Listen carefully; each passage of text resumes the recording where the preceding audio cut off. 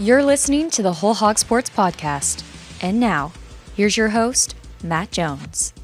On today's show, we'll talk about what Hunter Yurachek had to say yesterday at the Hawgs Illustrated Sports Club. We'll also be joined by Travis Swanson, former Razorback lineman, former NFL lineman. He'll talk to us about this new Ryan Mallett documentary that's come out this week. And Ethan Westerman and I will give our take on this weekend's games. But first, a word from Kendall King.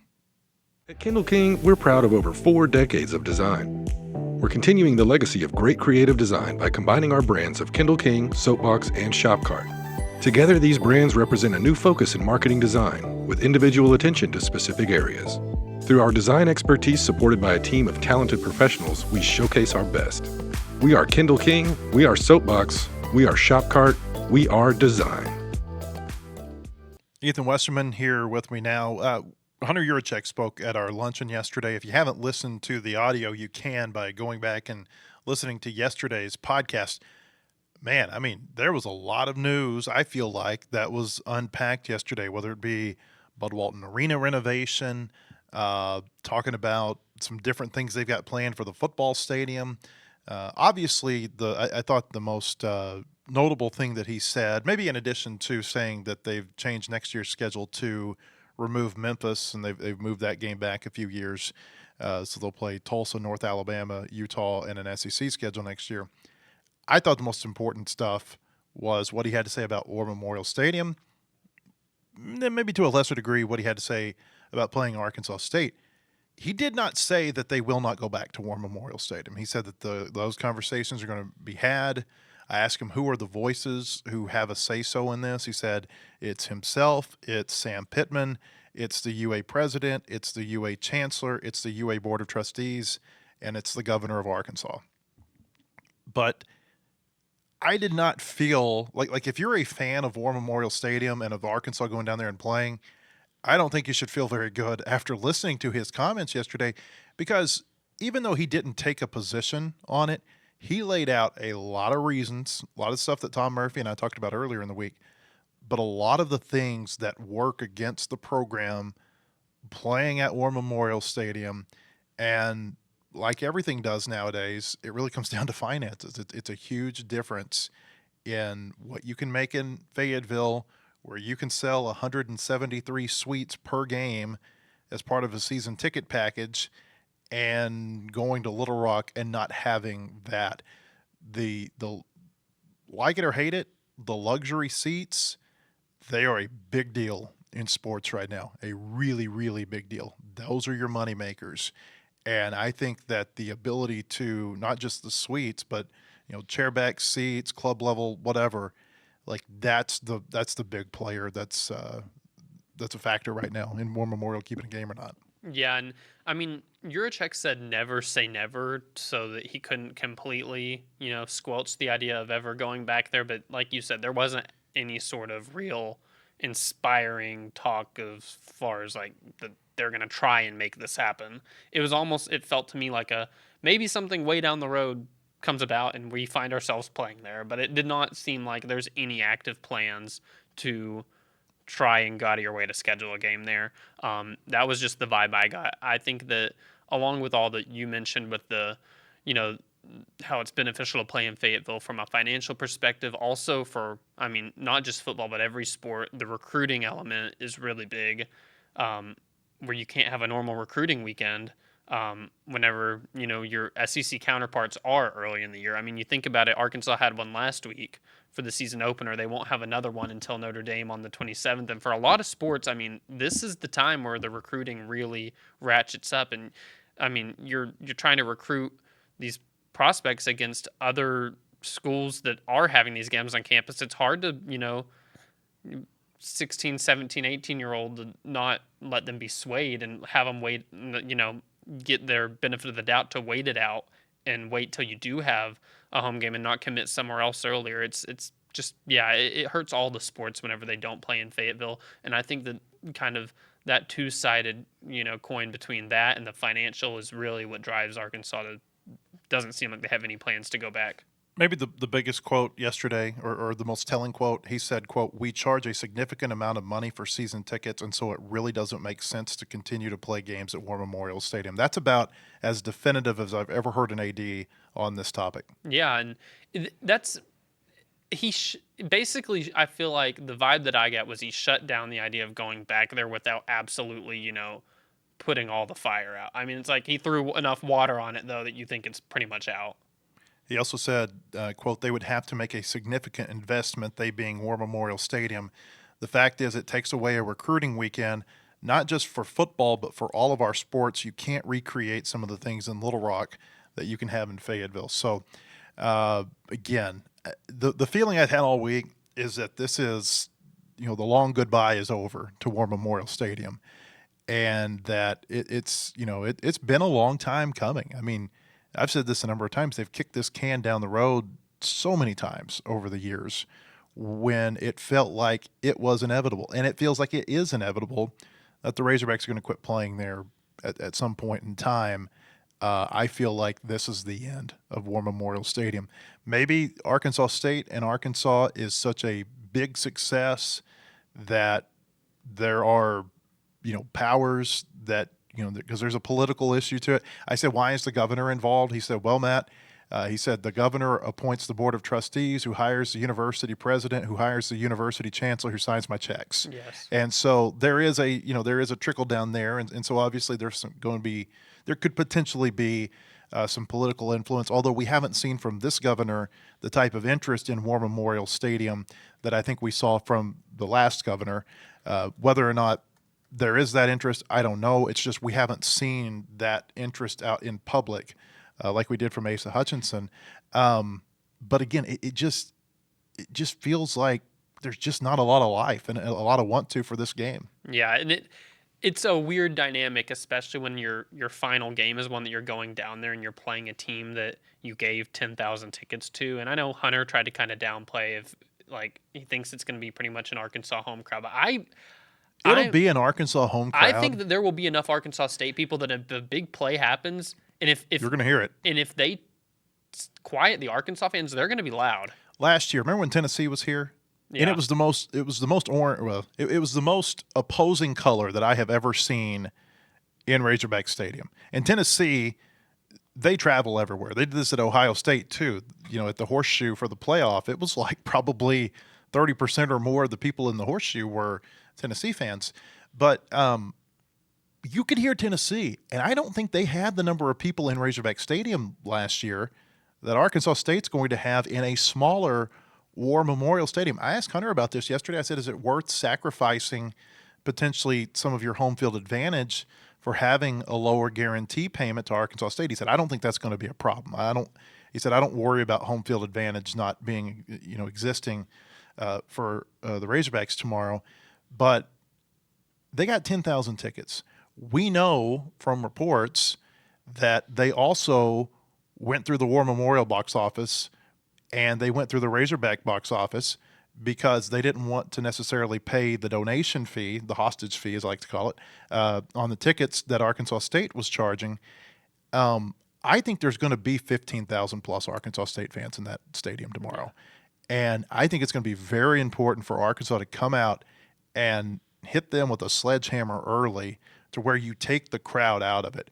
Because I think the longer you can keep, number one, a team that is an underdog in the game, the more belief they're going to have. But the longer I think you keep that big crowd from Jonesboro or the A-State fans, wherever they come from, the longer they stay in that game, I think the more tense things are going to feel late in the game tomorrow. I agree, and I think it'd be honestly pretty eerie if Arkansas's final game in War Memorial, at least what looks like it could be, if the Arkansas fans are taken out of it and you have these invaders. I mean, it's funny. I was thinking about this. It's like this is closing the chapter potentially for Arkansas playing there because they have a nicer stadium in Fayetteville. I think I know where you're going with this. But Say it. In Arkansas State, they're never going there. I know, but I'm just saying it's funny that they're playing in a stadium that's nicer than theirs, though. I don't know if it's nicer than theirs. I mean, it seats more at least. It seats more, but they've made a lot of upgrades to that stadium in Jonesboro that has made it. I mean, it's not like the greatest stadium in the world by any stretch of the imagination, but I don't know that War Memorial's nicer than the one in Jonesboro. I guess that's my. I think it's a cooler atmosphere than Jonesboro's. As I've been to Jonesboro's, and I think it's a cooler atmosphere personally. But at the same time, I get it. Every single school wants to have their home games on campus. I think these days with recruiting and stuff, it's just unless they could somehow make more money. Like it used to be appealing for Arkansas to go to War Memorial whenever they could sell probably way more tickets because of the size difference, and the lights were nicer and all that stuff. But Arkansas State, I just think it's funny that we're at this juncture where Arkansas is probably ending its chapter, and Arkansas State's getting to play in there now at a stadium that seats more than theirs. And Butch Jones has called out their fans in like the past 2 or 3 years about that he wants more people in the stands. This should be a good crowd for them, I would think, on Saturday. I don't know, if they have 15,000 people in the stands on Saturday, which is probably kind of at the top end. I would assume if we're guesstimating, but I just don't know what their average home attendance even is. A few other things that stood out to me yesterday. Razorback Stadium is going to try to get a World Cup friendly, like not a World Cup game, but one of the international matches leading up to the World Cup that's in North America next year. They're trying to get Banana Ball to come to Razorback Stadium. I'll be missing that one, unfortunately, or fortunately.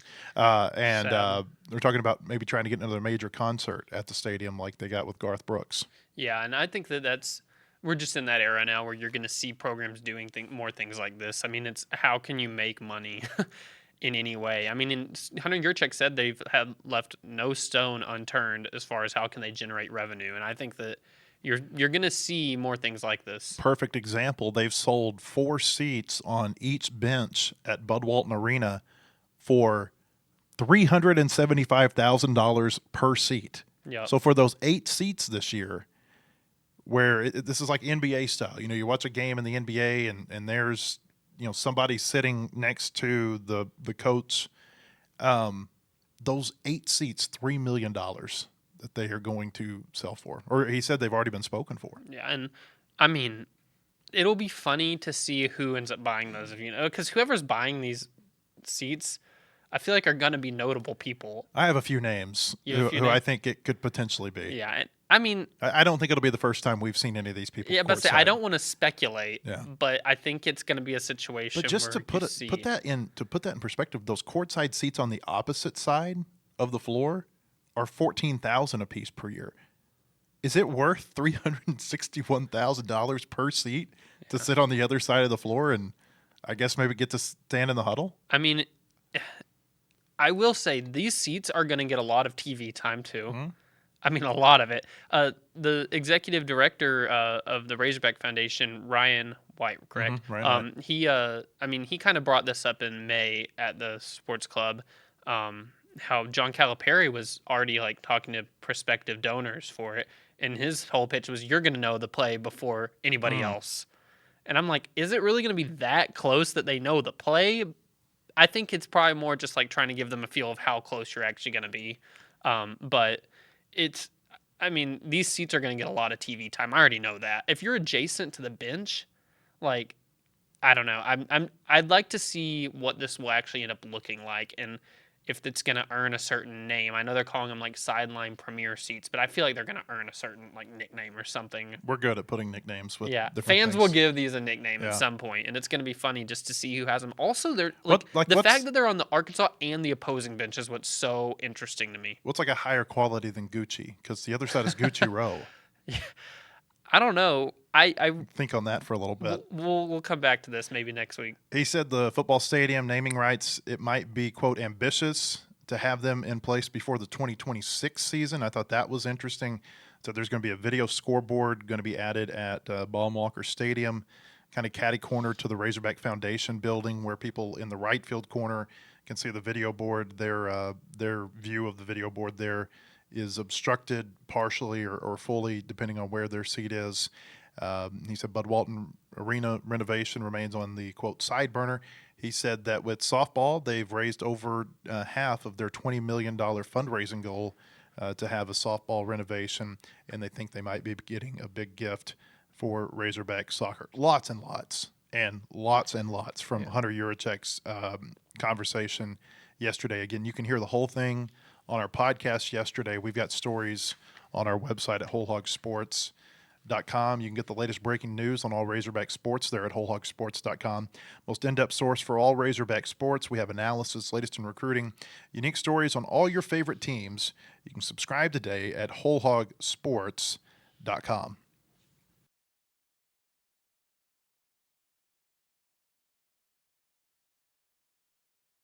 We're joined now by Travis Swanson. He was a Razorback from 2010 to 2013, had a productive NFL career, was a teammate of Ryan Mallett, and the Ryan Mallett documentary 15, or 1-5, I should say, is playing right now on Hawgs Plus. Travis, did you learn anything new about Ryan in the course of either making this film or watching it the other night? Oh man. Did I learn anything new? No, I wouldn't say I learned anything new. I think it's just a lot of what I already knew about him was reinforced. Um, and people talk about it in the documentary, people talked about it at the premiere. There's two different versions of Ryan. There's Ryan Mallett, which most people knew. That was the Ryan that you got in the limelight, the video clips on the field, post game interviews. But then there was Ryan, the human, and I think the Hogs Plus people did such a good job illustrating who Ryan the individual was, because not a lot of people knew that version of him. And man, such an unfortunate event, but such a powerful documentary. What do you think it's important to tell Ryan's story right now? I mean, like you said, it's just a couple of years since he unfortunately passed away. Why do you think it resonates so well right now? Because there's been a lot of feedback to this.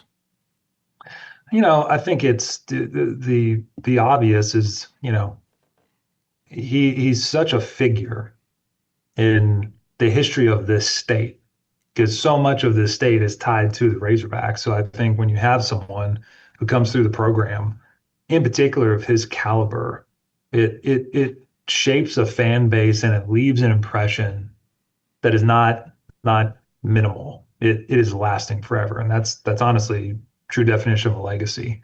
And so to me, it didn't really matter if they were going to release this year or they would release it 15 years from now. People were still going to watch, and people were still going to be dialed in.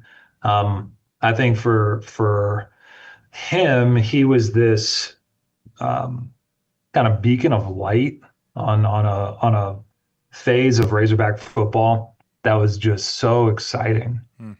I mean, it was so exciting. And I think you talk to anyone and you say, let's think back to like just that short time frame. What do you remember? What do you remember feeling? Most people are going to say, man, it was exciting. It was so fun to watch. It had me on the edge of my seat, had me dialed in a little bit more than maybe some other years. So I think with Ryan's passing, there's a lot of lessons, I think, that I've taken away from it. He's a guy who, if I could think in my head of all the individuals who are not family related to me that have had such a monumental impact to get me to this point in life, I could probably count those people on one hand. Mm-hmm. And Ryan was one of them. And, I mentioned this, the podcast we did after the premiere. I'm just one little kind of sliver of his life, a very small one. And the profound impact he had on my life, it's like, oh my goodness, I'm not the only one that he did this for. There's probably a ton of other people like that. And that just honestly speaks to who he was as a human being. You get a different look at Bobby Petrino in this film. I mean, everybody knows Coach Petrino is kind of this, tough, hard-nosed individual. I mean, there's a softer side there that I think comes out in this. I wonder, as one of his former players, what you thought about that. Yeah, it was genuine. It was very genuine. I think people, I'm trying to think the right way to say this. When they see coaches, they see players, they see front office individuals, you're really only seeing about 5 to 10% of who that person actually is. I think. And like how do you know players? You know them off of really game day, which in the grand scheme of what goes into game day, you're seeing them for about 2 to 5% of what truly goes into it. Is just that time shot during the week. And so when Coach Petrino was um, himself invulnerable, I had seen that before, and I know most fans might be surprised to hear that, but they typically only get the version of Coach Petrino that is in true football mode. And so um, I remember when I had first found out, um, the next call I made after I talked to the person that validated it for me, I called Coach Petrino. Hmm. He was the first person I called, and um, it was tough. It was tough, um, and it was a quick conversation. Not a lot was said, but it is something that I'll never forget. Hmm. I won't. Petrino in the film, he talks about how much he trusted Ryan. He said he could be more aggressive on first and second down because he trusted that Ryan had the intelligence of the offense to get out of bad plays. Uh, Said his intelligence was, off the charts. What was that relationship, that dynamic like between the head coach and the quarterback, and how did that maybe trickle down to the rest of the team? Yeah, it was something that, I mean, they were almost one and the same, especially with how they viewed the game of football. And similar in so many ways, different in some ways on just, sometimes I think when you've got two very capable type A individuals that are in those positions that talk to each other and see each other as much as they do, you will naturally have some friction. Okay.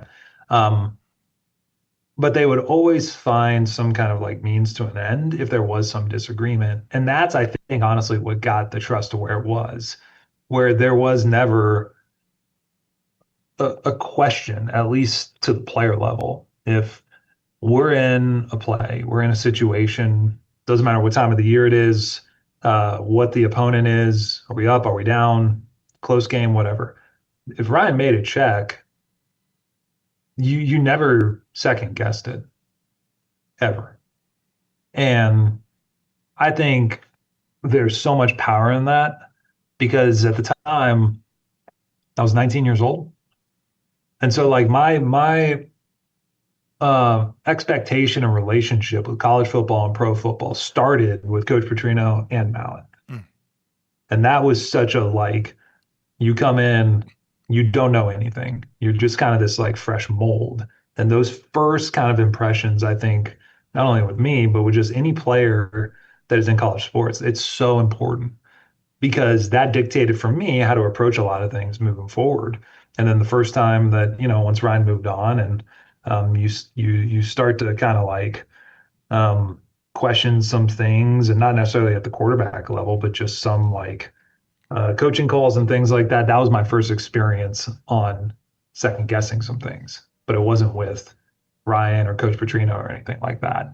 So that was an interesting learning lesson for me. But to have that confidence where it's like, you know, anything that Ryan ever checked us into, was the best position for us to be in. And that takes a lot of trust at the head coach level to give that over to a quarterback. And the only other time that I've been exposed to it truly to where it's like total freedom is when I was in Detroit. And our coordinators would do that with Matthew Stafford. And it was like that. I mean, literally 2016, when we would run 2 minute, we would just, coordinator would flip his communication mic, flip it up, and would just turn it over to Stafford. And I'm like, I've only seen this one other time before, and it's with Mallett. And I think that tells you the kind of player and the kind of individual that Ryan was. His arm talent obviously was elite. I mean, like you mentioned, Stafford, one of the really great arm talents ever. You had a front row seat a couple of times a year to see Aaron Rodgers, maybe one of the best too, in terms of just pure arm strength. Where did Ryan compare with those types of quarterbacks? It was, I think, generational. I mean, there wasn't a throw that he couldn't make. Just like with Matthew or Aaron or any of those top tier quarterbacks, like the intangibles and just this like generational type of gift and talent was there. And man, I think as not only a lineman, but just fans and teammates, like you don't really know what you have there until that person moves on. And you understand just how special he was from an arm talent perspective. When I look at the Mallett highlights, I think of two things. Number one, I think obviously Arkansas football is a lot different now in a lot of ways than it was then. But just college football in general is so much different now. How much has it changed since you played? Man, I don't think we have enough time to talk through that. It's insane. It is completely different. I would have, not to say back in my day, but I guess back in my day, I would have taken a couple free pounds of brisket from Wrights and I call it a month. I'm good. That sounds like a good NIL deal to me. The landscape has completely changed, and it's I view it as kind of the wild, wild west at this point, and it's always going to continue changing. I think it's hard to dictate now what does a locker room look like next year, 3 years from now, 4 years from now. When I was going through it, you had a pretty good sense of, all right, here's this freshman class coming in. You're going to have some natural attrition from those guys that just don't stay on for whatever reason. They might actually transfer, have to sit out a year or whatever. But you would get a good sense of, okay, this locker room 2 years from now, 3 years from now, 4 years from now, what's that going to look like? Now you don't have that. Mm-hmm. You have none of that. There's such high turnover right now in these locker rooms because of the transfer portal, NIL deals, revenue share deals. Now it's crazy. Now I'm all for these players getting paid off of name, image, and likeness, and those kind of things. I just think there's got to be some version of red tape, more so I think around the transfer portal than anything, because that's just kind of open gate now at this point.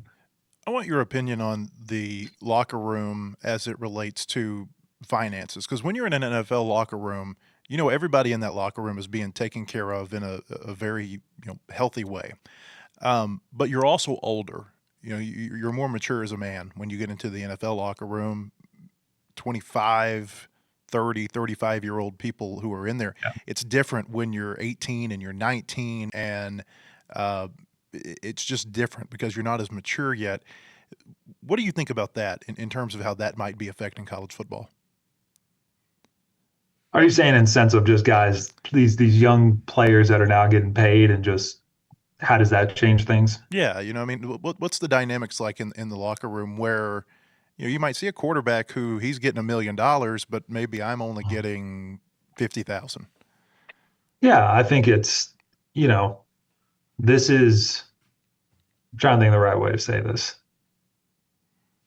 In a way it is, in a way it isn't. It is your first reality check of the real world. And this is some exposure to the real world. You will eventually, the most beautiful thing about the game of football is it will not last forever. It won't for anybody. And at some point you will have to go into the real world. And so when you get into the real world, you're going to make whatever you make, and the person next to you might make something totally different. And you might not understand why. You can try to find out, but you might not ever fully understand it. Mm-hmm.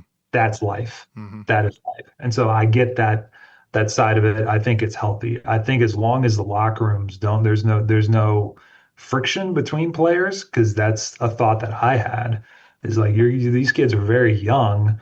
Some of them mature, some not so mature. At what point does it cause kind of this tearaway in the locker room, or the fabric of what the locker room is and should be, where you got two teammates, maybe same positions, one's getting paid this, I'm getting paid this. Maybe they got a great relationship. Maybe it's two guys that just don't like each other, and then that causes some rift in the locker room. And I don't necessarily know how you police that. I think in this day and age, if these players truly do want to make it to the NFL, that is something that you just have to eventually learn. Okay. When you get to the NFL, what's the difference? You can go online and literally look up any contract that any active player in the NFL currently has. Like anybody can do that. And so your stuff is going to be out there and you just got to get used to it. Now, I think the best thing, again, about the game of football is, if you want to do something about it, it's pretty black and white. Just go try to be the best player you can be and beat out this person. Do everything you can to become the go-to guy. Now, college players are now figuring this out. When you get this kind of money involved, you'd see this a lot at the NFL. Football's not really football anymore. It isn't. And, my time in the NFL, there were a lot of decisions that were made and things that I saw that were made not for football reasons, but more so for contractual reasons or political reasons, things like that. And I think, again, if these players want to eventually make it to the top level, you're just going to get exposure to this a heck of a lot earlier than if you had waited, so to say. They say in football you get better or your best, most improvement from week 1 to week 2. What do you want to see improve for the Razorbacks this week? Man. Well, I think that first showing, they did a great job knocking the cobwebs off. I think first game of the year is always like, what are you going to get? I think for Talon to come out and play the way he did was good. I want to say he had, was it 6 touchdowns? Had over was it 290 yards, 300 yards over that mark? Really, really good. I think as long as you can continue to work together, more so on the defensive side of just kind of working as one unit and continuing to build from the team perspective on that first week to prep you for some of these really, really, really big monumental games. Got Ole Miss, got Notre Dame, those kind of things. Don't look past Arkansas State. Simply don't do it, but continue to build on it. I think Mike Washington, from what I've seen, has so much potential, so much potential. And when you have a ground game that could be as lethal as what this one could be, oh my goodness, that just helps every other aspect of your team because you can drain the clock a heck of a lot faster, control the ball longer, opens up the play action game, helps out third downs. If you can have such a successful running game, that helps everybody out, in particular the O-line. So I hope that they can take the step in the right direction this week and come ready to play because I know Arkansas State, they're definitely going to come ready to play. It's dangerous to make comparisons and sometimes unfair, but I've heard comparisons between Talon and Lamar Jackson and Talon and Ryan Mallett. And Petrino obviously is the common link there. I think athleticism with Lamar, probably size with Ryan. Do you see any comparisons between he and Ryan Mallett? I do, and I think the biggest ones is when you first just initially see them. Talon's got this he's got this presence about him. He's got this stature that sticks out. It's the same thing with Ryan. The first time anybody saw Ryan, he's you look up, and there's something to say about that. I would say that Ryan was more vocal than Talon, at least from what I've seen, which is it's not a bad thing. Everyone's got their own certain leadership styles. So if someone's a quote unquote quiet leader, it's not a bad thing. But I think from the intangibles, Talon's got all those attributes. From now comparing him to Lamar, that is more of a Coach Petrino thing because I wasn't teammates with Lamar. I obviously saw him play in person. That is a heck of a comparison. One thing that Talon has that Ryan did not have was that escapability, being able to break the pocket and have some finding that second, third, fourth gear, so to say. So he does have that going for him. I think Talon could continue to develop into just a phenomenal player, not only this season, but for pro seasons moving forward if things can work out for him. Travis, let's get you out of here on this. People like to know what former Razorbacks are up to now. You're living here in Northwest Arkansas. Why did you want to come back? And just tell people about what you do now. How do you not want to come back? I This place is home to me. I grew up in Houston, suburbs of Houston, and loved where I grew up, but houses, kind of right on top of each other. And I come here and, find out you can actually have some space and breathe a little bit. And I was like, that's what I want. And I married a girl from Central Arkansas, and we always wanted to come back here. Once everything was all said and done, I had to convince her a little bit more than maybe what I wanted to, but I sold it to her at the end of the day. We love it here. We're in the Bentonville area. Now I'm a certified financial planner at Camion Financial. It's a pretty prominent wealth management firm. I got a robust clientele base. I do a lot of work on the sports side, given just my background. We have a very large sports practice, working with all types of clients across the country. And man, I love it. Every day's different. You get to see a lot of different situations and perspectives. And at the end of the day, you're really just trying to help people. And it gets me fired up every morning that I wake up, because people are putting their most precious assets and pieces of their life with you, and you wake up with this sense of responsibility, not only with me but our entire team, of you got to get this right. And I love it. So I wouldn't see myself doing anything different. Travis Swanson, you can watch him in the documentary 1-5 on Hawgs Plus. Travis, always good to see you. Appreciate your time and talking to us about this today. Yeah, appreciate y'all. All right. Thank you. All right, we'll see you soon. Travis Swanson. At Kindle King, we're proud of over 4 decades of design. We're continuing the legacy of great creative design by combining our brands of Kindle King, Soapbox, and Shopcart. Together, these brands represent a new focus in marketing design, with individual attention to specific areas. Through our design expertise supported by a team of talented professionals, we showcase our best. We are Kindle King, we are Soapbox, we are Shopcart, we are design. Hey, welcome back. I want to tell you about our friends at Bentonville Glass. They've been serving their community since 1971. Committed, professional, versatile. If you're looking for a quality leader in Northwest Arkansas or looking for skilled craftsmanship, look no further than Bentonville Glass for all your glass market needs with the highest quality products. You can come by and see them now at 507 South Main in Bentonville or online at bentonvilleglass.com. I didn't have my paper yesterday when we were up at the Hawgs Illustrated Sports Club. I have said this so many times that I was able to say it by memory. Gotta love that brain muscle memory. I think I had it down on my phone, but I never looked at my phone. Well, you've given them a shout out how many times now? Probably. Oh, a lot. Yeah, so Yeah, a lot. it's good that you have it memorized. We appreciate our friends at Bentonville Glass for helping sponsor our show. All right, games this weekend. What game are you looking forward to?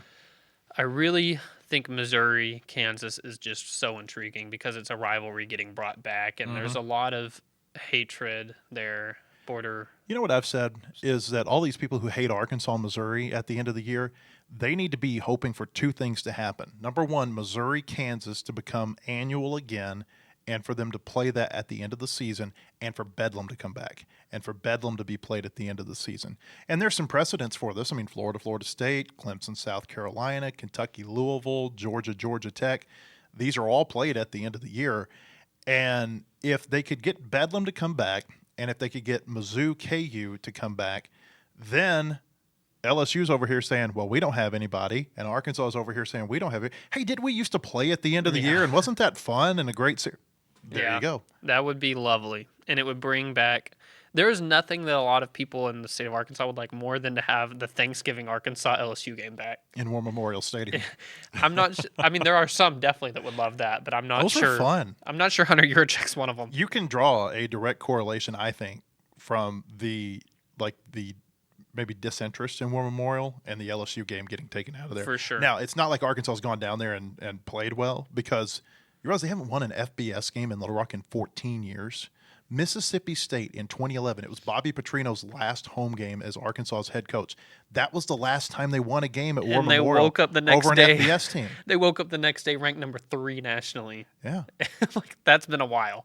It's a long time ago. I mean, and they've had plenty of chances to beat FBS teams.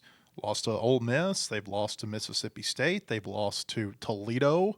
Lost to Georgia, lost to Mizzou. Ole Miss again, lost to Mizzou.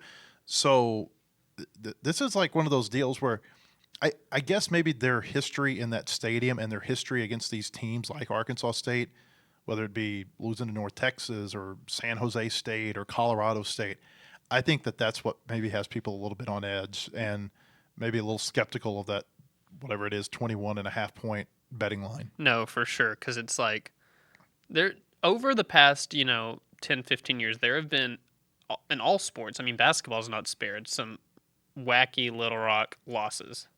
So, I mean, in some scares too. Like even in Eric Musselman's first year, barely beat Valparaiso down there. It took like a Mason Jones bank shot or something. Even baseball, they go down there and they play in that graveyard at Dickey Stevens. And you get and you don't all have of a sudden you're in a slugfest with Grambling. And you don't have instant replay to see that Lipscomb's home run or maybe vice versa shouldn't have been a home run. Yep, that's right.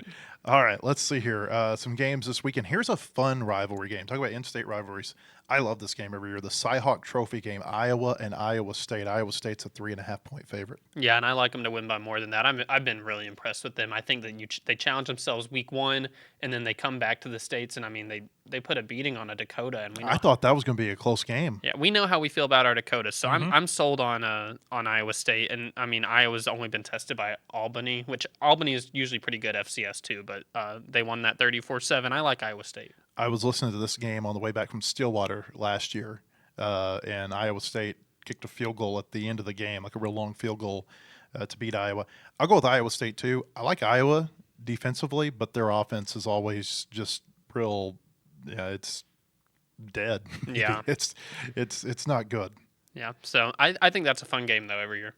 No betting line on Grambling, Ohio State. If you like an FCS beatdown, that's going to be your game this weekend. I think the game of the week in the SEC, well, maybe two. Really, the game that I'm most interested in, and it's because Arkansas plays in Oxford next week, is Ole Miss goes to Kentucky, and the Rebels are an 8.5-point favorite. Yeah, and Mark Stoops' teams always seem to, early in the season especially, can give other SEC teams fits. I mean, last year they took Georgia down to the wire, and then they went to Oxford and beat Ole Miss. So Ole Miss was I say they're going to want to get their get back. I mean, a lot of these teams aren't even the same players anymore, so it's kind of funny. A lot of times it's more the fan base and the coaches, but I don't think it happens again this year. I think that I'm not impressed by Kentucky. I actually picked them to lose to Toledo, so I guess I was impressed that they beat Toledo, but it was an 8-point game, I think. I think that they still have a lot of problems in the passing game. I like Ole Miss to go and probably light up the scoreboard a little bit. Yeah, Kentucky, they're another one of those teams that I don't know that I trust their offense. KU and Missouri. Missouri at home, a 6.5-point favorite. I like KU with Jalen Daniels, their quarterback.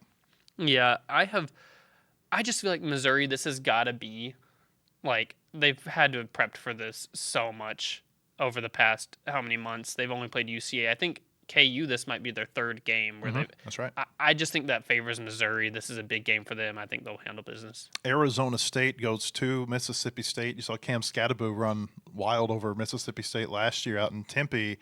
This one in Starkville, but the Sun Devils are a 6.5-point favorite. The funniest part about this is have you seen the videos this week about Arizona State's coach being asked about Starkville? And I've missed this. Google it. Somebody look it up. And the gist of the story, he was asked about going to play in a small town, and how he characterized Starkville is hilarious. But I like Arizona State. I'm not until I see Mississippi State do something to have me pick them against another power conference team. I'm not picking them. Yeah, I'm influenced by what happened with them last year. They may be a lot better. They probably are. Couldn't be a whole lot worse. Yeah. But I think Arizona State is the favorite to go in there and win that game. Another intriguing game. Vanderbilt goes to Virginia Tech. Virginia Tech lost there last year. I didn't think Virginia Tech looked horribly against or horrible against South Carolina the other day, but their offense has got some work to do. Philip Montgomery in his first year as offensive coordinator. I always take in games like this, like week 2, a team that's already been tested, as long as they looked competitive. And they did against South Carolina. I like Virginia Tech. They've just been against an SEC team already. Hokies are a 2.5-point favorite. I think I would take them over Vanderbilt as well. Game day is going to be in Norman, 6:30 kickoff on ABC. Michigan goes to Oklahoma. This is one of the only ranked matchups this week. Michigan number 15, Oklahoma number 18. The Sooners are a 5.5-point favorite. They played an FCS team last week, but I thought John Mateer looked really good in what I saw. Yeah, he's a great quarterback. This is going to be one of those weird football versions of games with the Jordan uniforms. Oh, I yeah. think. So that's just an interesting little side note. I'm gonna pick OU. I just think that I don't know.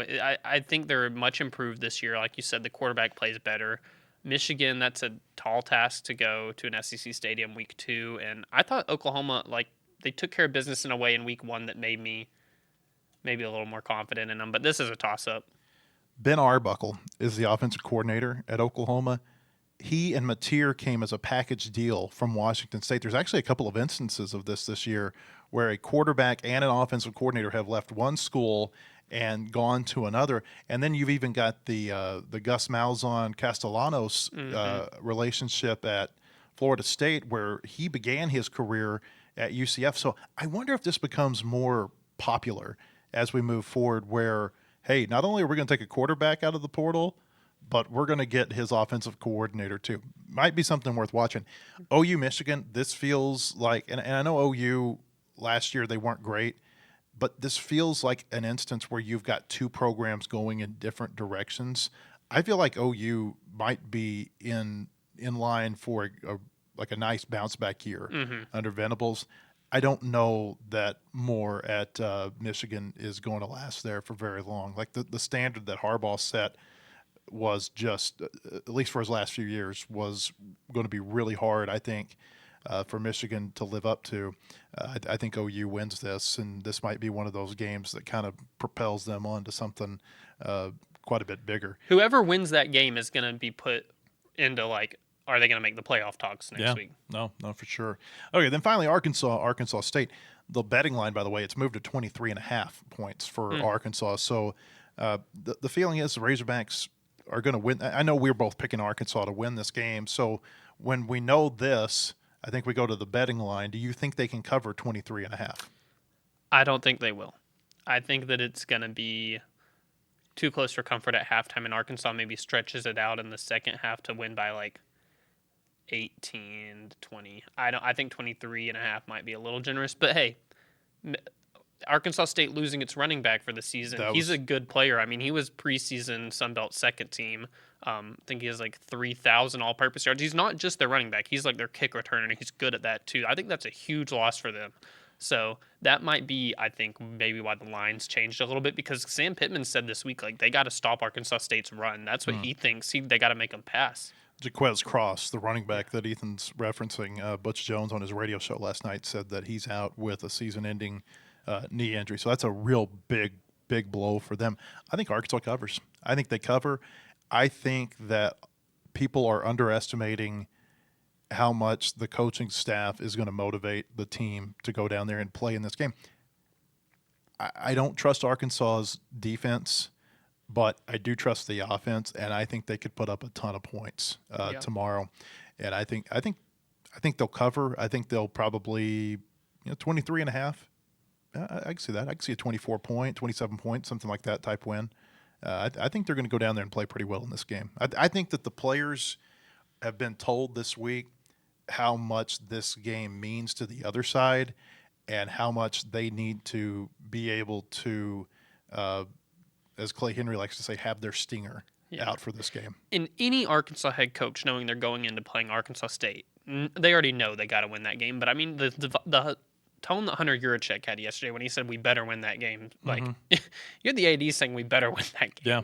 I mean, I just think that probably that seriousness about you can't drop this one is permeated, I would assume down to the coaches, to where there's probably been a very high level of intensity this week. There's going to be a lot of adrenaline at the start of the game, but adrenaline can't sustain you for 4 quarters.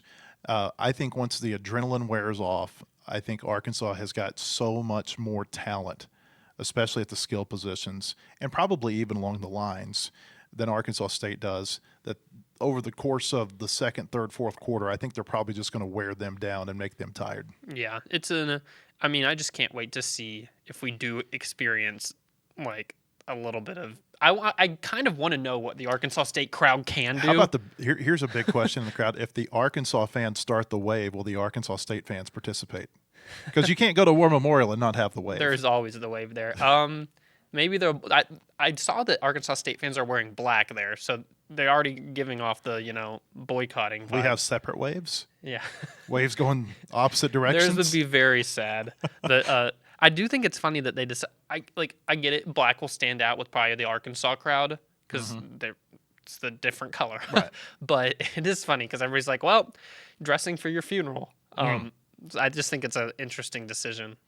All right. Ethan, appreciate you being here. We appreciate all of you being with us today. Hope you'll visit us at our website, wholehogsports.com, as we have all the coverage this weekend from Little Rock at War Memorial Stadium, Arkansas and Arkansas State, Saturday, 4 o'clock.